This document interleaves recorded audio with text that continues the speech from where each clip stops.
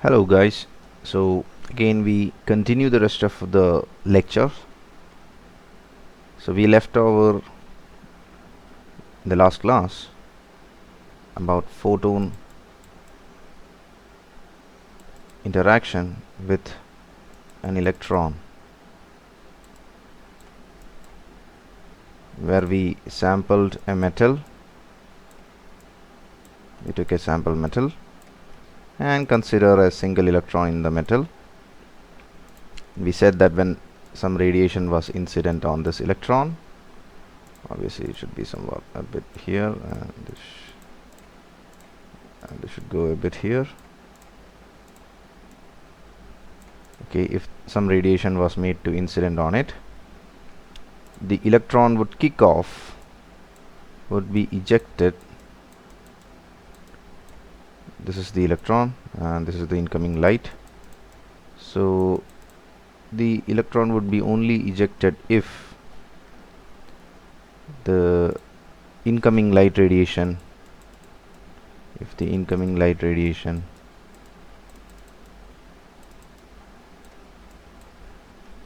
had a frequency, had a particular value for the frequency which was, or which should be, supposed to be greater than or equal to the so-called threshold frequency.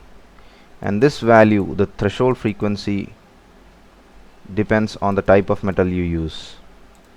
So for different metals it appears to be different. So threshold frequency depends on the material, the metal depends on the metal or material that you are using. So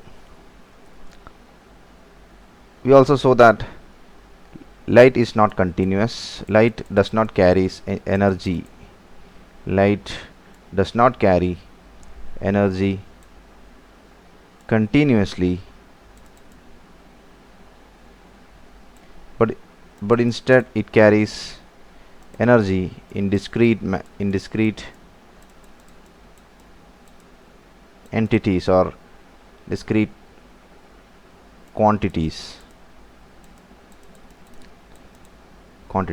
So this each discrete quantity of the light is the so-called photon.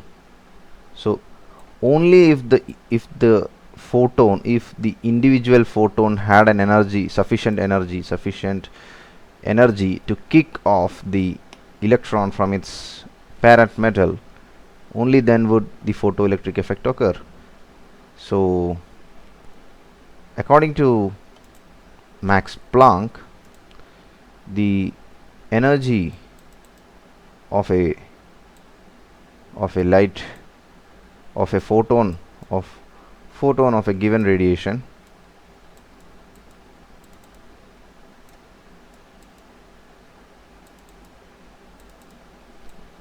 depends on its frequency.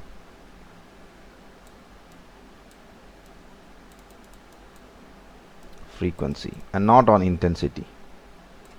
It depends only on frequency and not on intensity. So it has to be remembered, because if you go on to learn Maxwell's theory of electromagnetic radiation, you would know that the energy of a radiation would be directly proportional to the intensity of the radiation. But according to Max Planck, this is not the case, and the equation governing this energy is E equals h times nu, where h is the Planck's constant. It's a very tiny value. It carries a very tiny value and has the following unit of joule second if you measure frequency in units of second inverse, which is also equivalent to 1 by second. So the photon, suppose we consider a green light photon. So we have a green light photon and has a frequency nu, therefore the energy of the photon would be E equals h times nu. the green light photon carries an energy h nu. Now there is our metallic surface, and let this be the electron. Let this be our electron. The radiation moves in, and if this photon has sufficient amount of energy, then this electron will absorb this photon and take away its energy, so which will be converted to following two things. One is the electron which is bounded to the surface of the metal has to be ejected, so some energy of the photon goes to doing work to pluck it out of the kick it off from the metal surface. So some goes to the work to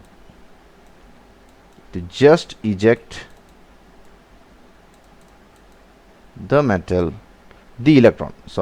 electron from the metal surface. So if the energy is greater than this, then the extra amount of energy will appear as the remaining energy of that particular photon will appear as the kinetic energy of the photon. So this is what happens. So this is what Einstein's photoelectric equation is. The energy of the photon, according to the law of conservation of energy, must be split into one, the work function. Work function is the amount of energy required to eject, is the amount of energy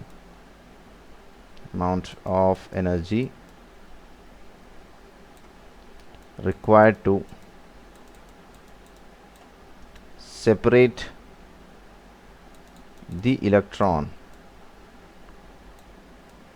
from the parent atom. So that's what work function. It's called phi 0. This is a Greek symbol known as phi, and it's also called work function in physics. Work function plus the additional energy of the photon will be carried away in the form of kinetic energy of the electron. So h nu is the energy of the incoming photon's energy, and that energy, some of its energy is consumed to just remove it from its parent, not parent atom but the parent metal surface. This atom, bringing in the ideas of atom would complicate things, and the remaining energy would go to the kinetic energy of the electron. As I told you yesterday, the classical wave theory fails to explain photoelectric effect. The classical theory of light, the wave theory of light, fails to explain the photoelectric emission because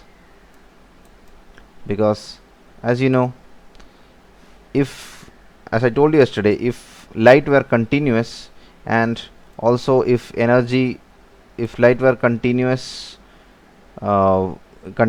and had energy throughout its arrival, then it would mean that the electron could have waited here for as long as possible, just in order to absorb the amount of energy, just to get out. Okay, and then after a bit longer, some more energy would have been absorbed by the electron, which would have caused it to move, which is the kinetic energy of the electron would have increased. But that is not the case. It is observed that as soon as the light is incident, the electron is ejected, which means photon, I should draw photon using squiggly lines. So this is the photon. As soon as the photon is absorbed, the electron is instantaneously, almost instantaneously ejected, which means there is no time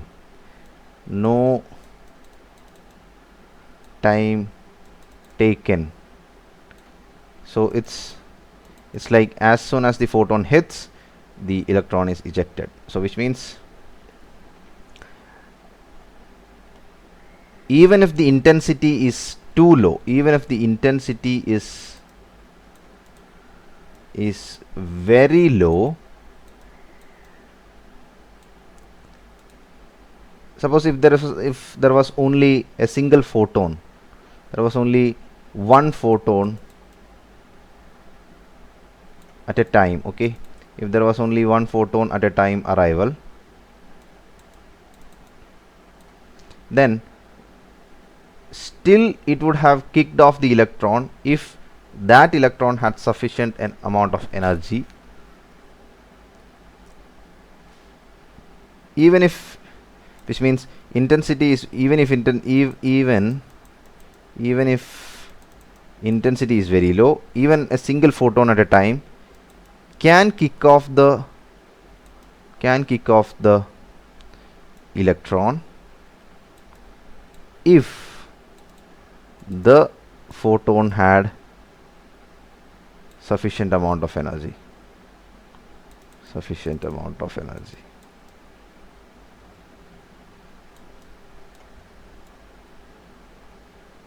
Okay. So what about if intensity was very high? Okay, let us check that too. If the intensity was very high, which means we would have like a few tens of thousands of photons incoming, thousands of incoming photons.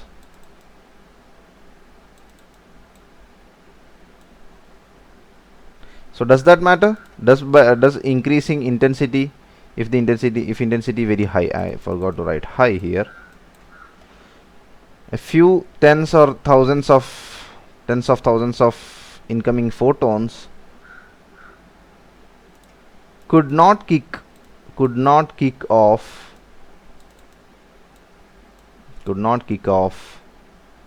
the electron, okay, if the energy of the photon is less than the work function, because if this energy, because the electron will absorb the electron will absorb the photon instantaneously, and if the energy in the of the photon is very less than the work function, or even just less than the work function, not even exactly the same, but if it is very less than or very close to the work function, it won't be ejected. What would happen is that the electron would absorb the photon and re-emit the photon. That's the only thing that's going to happen, nothing else. I mean, provided we consider that we do not know anything about the atomic structure and all that, because in that case electron might jump within the lattice itself but won't come out of the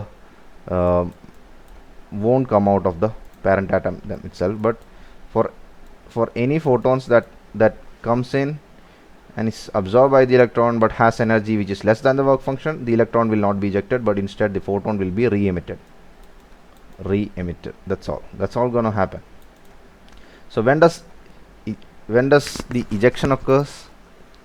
The ejection, if you want to just eject the electron without moving it, you can supply with a photon having energy equal to phi 0, which is the work function, and the corresponding frequency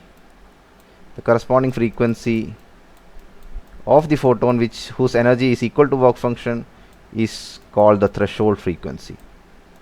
So this is how you mathematically define threshold frequency.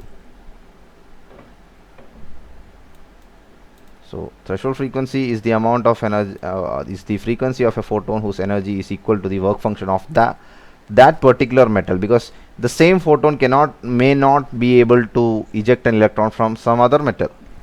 On that metal the energy might be different, it could be more higher than that. If so, the photon must have an energy either equal or greater than the work function for the photoelectric to be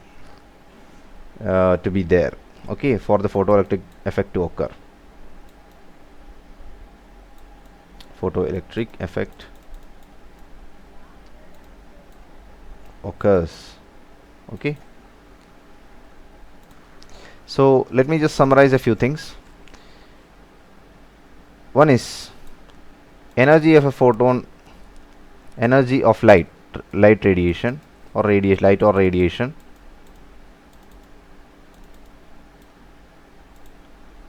does not depend on intensity,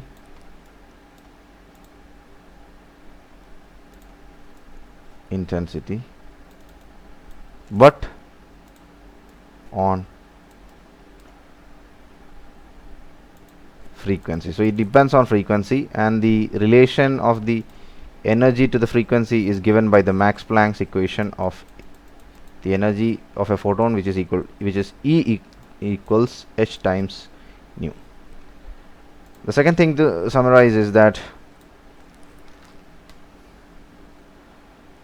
the absorption of the photon, absorption of a photon, not more than one photon but a photon, absorption of a photon and ejection or emission of the electron,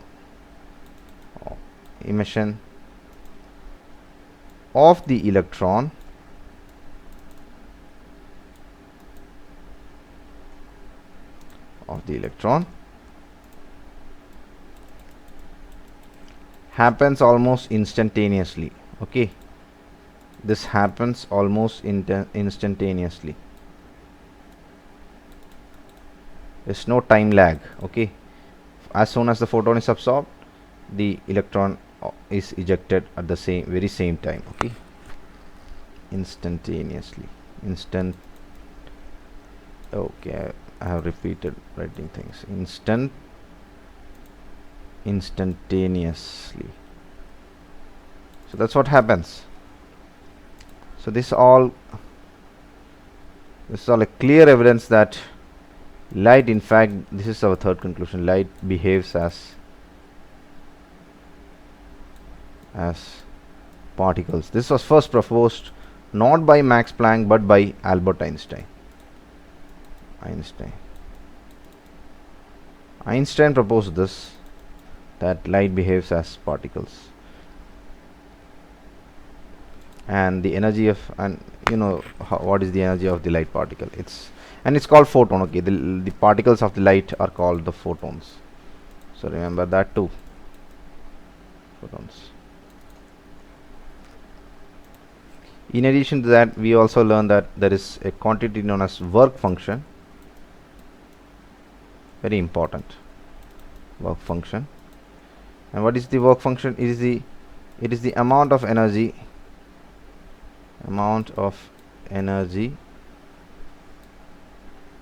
required to just separate an electron from the surface of a metal, okay. This work function also depends on the type of metal, okay. So for different metals we have different work function values, depends on the metal, okay, the metal which are being used.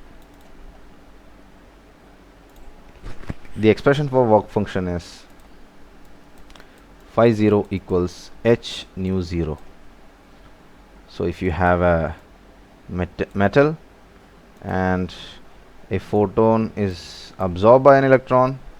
So what happens to that electron? It is just now a bit free, that's all. It's just free, but it's not moving because it has no extra energy, because the amount of energy supplied by the photon is exactly equal to phi 0. Only will it start moving if the incoming photon had an energy greater than the work function. Okay, so the energy should have been like h nu, which should have been, of course, greater than phi 0. If that were the case, the h nu energy will be absorbed, one will be contributed towards the work function, the another one will be the kinetic energy of the electron. Okay, this is the photoelectric equation, and this equation can be modified to obtain a plot. Let us do that.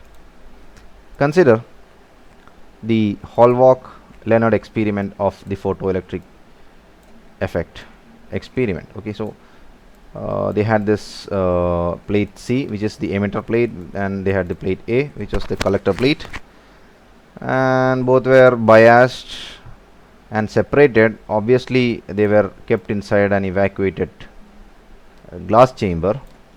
Okay, and they were biased using a battery,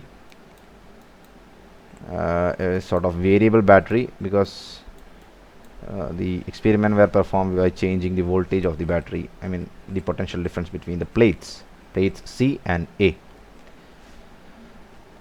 And they had the measuring devices such as voltmeter to measure the potential difference between the plates, and ammeter to measure the current passing through the external circuit, and the amount of current that was produced were of the order of microammeters, so a microamperes, so that's why a microammeter is being used here. It's not a huge amount of current. So few things to understand is that intensity. What do you now mean by intensity? Intensity in photon picture. Okay, what do you mean by intensity in photon picture of light?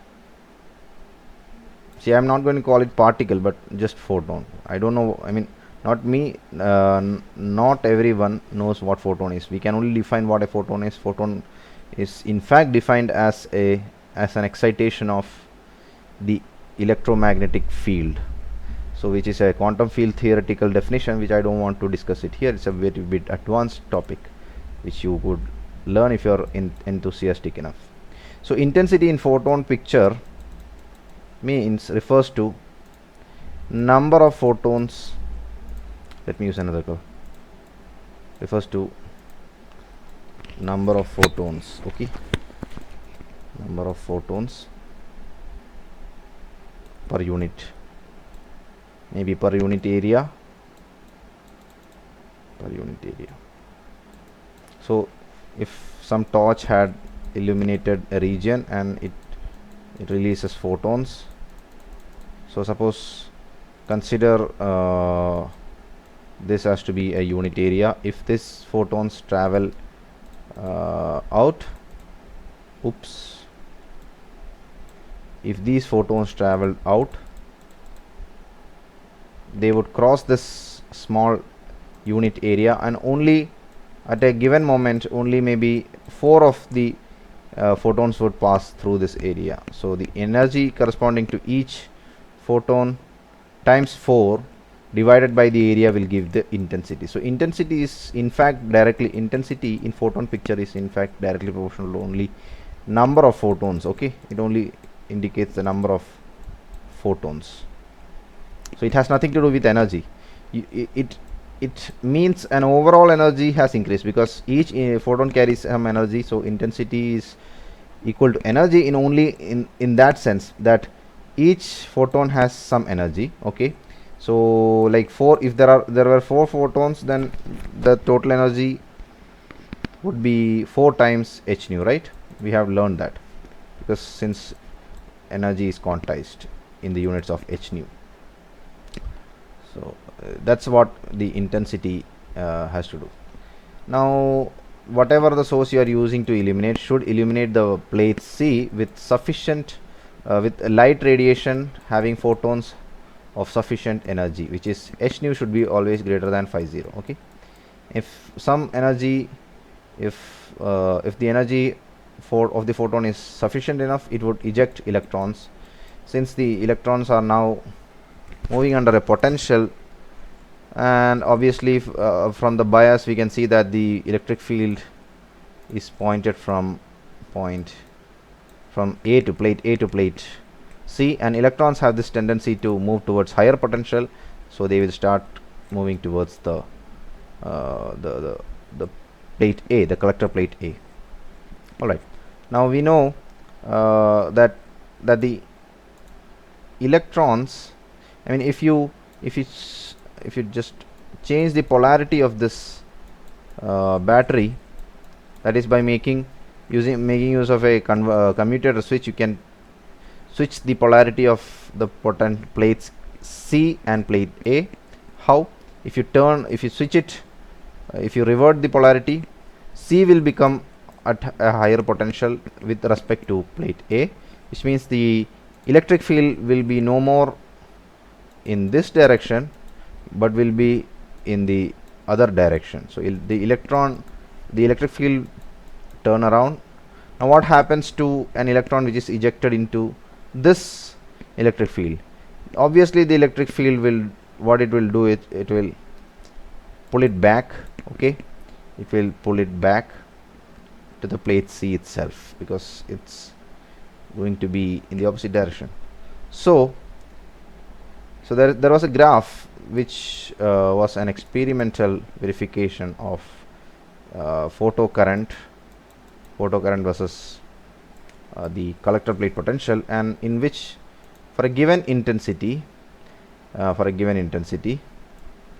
the photocurrent saturated beyond a certain positive potential of plate A, before which it rose from a certain non-zero value, that which means even when the potential is zero, potential difference between the plate is zero, the intensity of the intensity, not the intensity but the current, there is a non-zero current in the external circuit.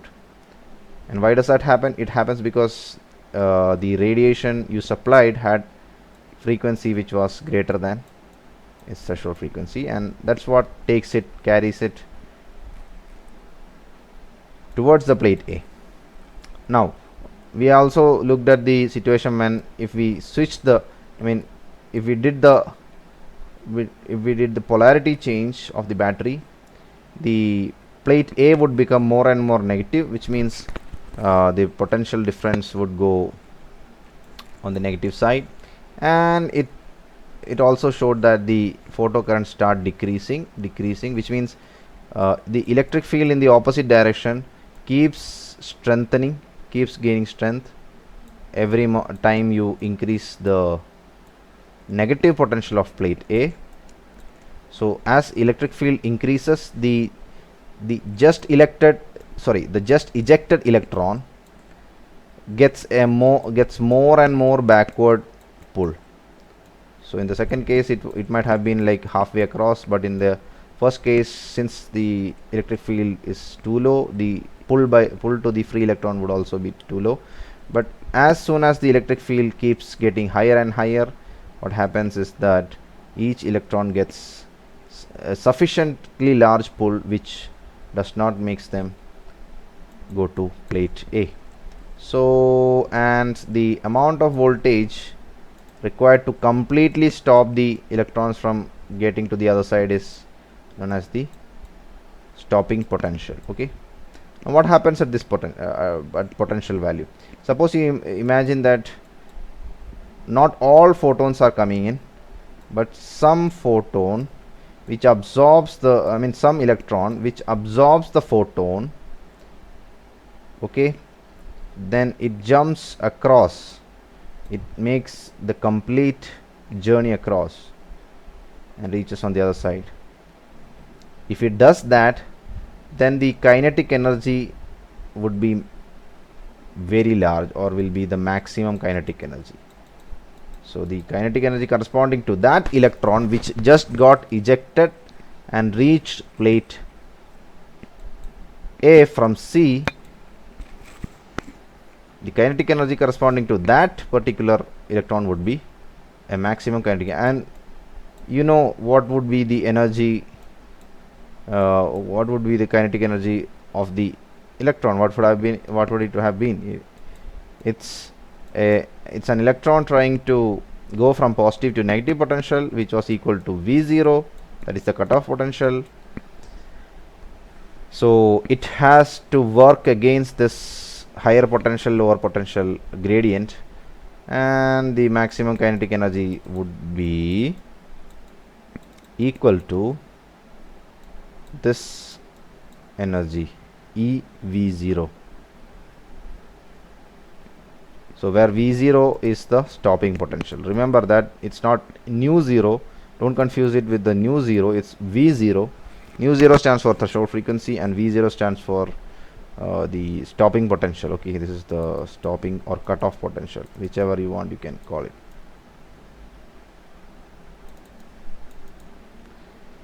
So what if the incoming photon had energy equals h nu and it was larger than the work function of the electron in that particular metal?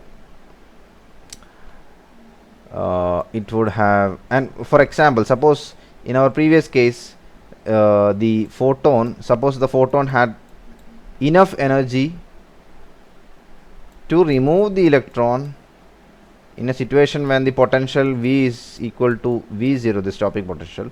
The energy of the photon, suppose the incoming energy of the photon overcomes the work function, plus instead rises the or gives the electron or makes the electron reach on the other side, which means it reaches only electrons which maximum kinetic energy reach the other side. So maximum kinetic energy. So now substituting for the various expressions, for phi 0 it was h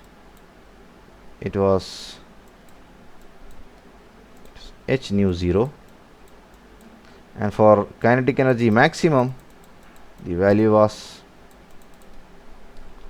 EV0. Substituting back these two into the equation, we get h nu equals h nu 0 plus EV0. Okay, this is the equation. This is the ultimate equation.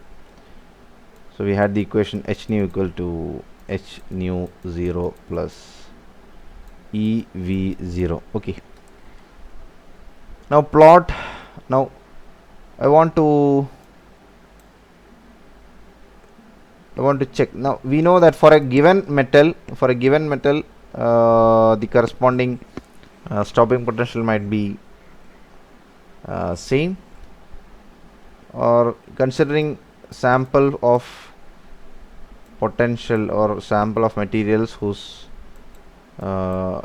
stopping potential were measured, and let that be plotted as this h nu minus h nu 0. Isolating for V0, we get V0 is equal to h by E times nu. Okay, maybe if I write it explicitly, that would be much better. H nu minus h by E nu 0. Now we have written the stopping potential as a function of incoming light frequencies. So V0 is the stopping potential, and nu is the frequency of the light which is incoming. Now in this equation we can see that h by E is a constant, nu 0 for that particular metal is constant, and also h by E is constant. So altogether the only variable found here is the nu, which is the independent variable, and the dependent variable here is V0. So it's like this equation really looks like the equation for a straight line where y times mx plus c, where the job of nu is equivalent to x, and job of y is equivalent to v0. So if we check the rest of the equation, we find that he by nu 0 plays the role of the constant, intercept constant, and the term multiplied to the variable nu is h by e, and h by e is equivalent to the m of the straight line. And what does m mean? M is the slope of the straight line. Slope of the straight line.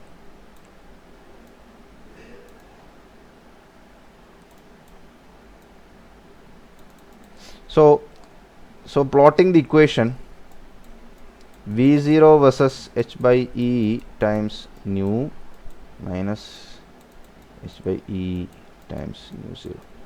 So this equation looks almost like mx plus c equals y, which means the plot should give you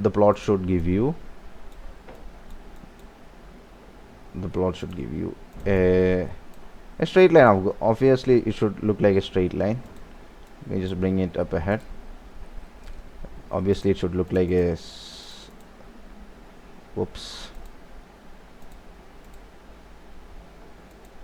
looks like a straight line, but this time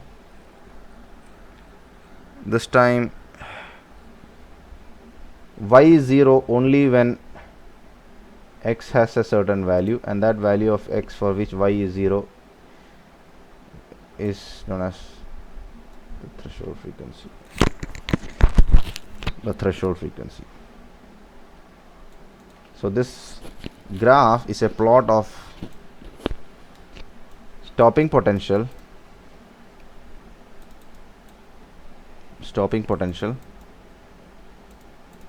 versus frequency.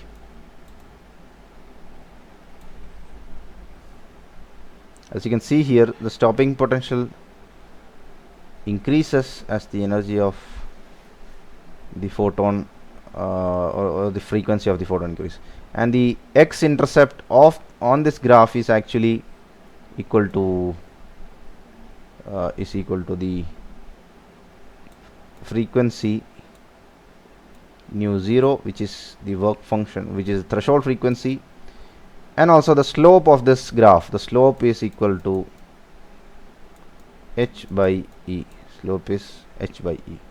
Now why do you want to calculate the slope? Because if you know the slope, you can determine the value of Planck's constant. Okay, so this is what, and you have learned this graph during your study session of experimental observation by Leonard and Hallwachs. Okay, if you remember that properly. So that's all for today, guys. We will be discussing about the nature of matter, de Broglie hypothesis, and other such cool phenomena related to matter in the next classes. Thank you.